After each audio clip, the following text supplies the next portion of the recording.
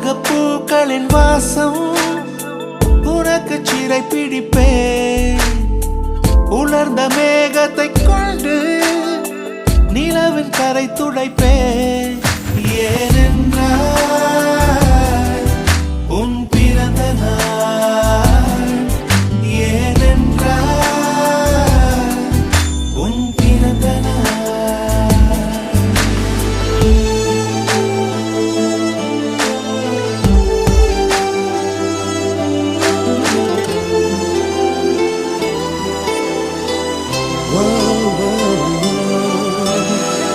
கிளை ஒன்றில் மேடை அமைத்து ஒளி வாங்கி கையில் கொடுத்து பறவைகளை பாடச் செய்வேன்.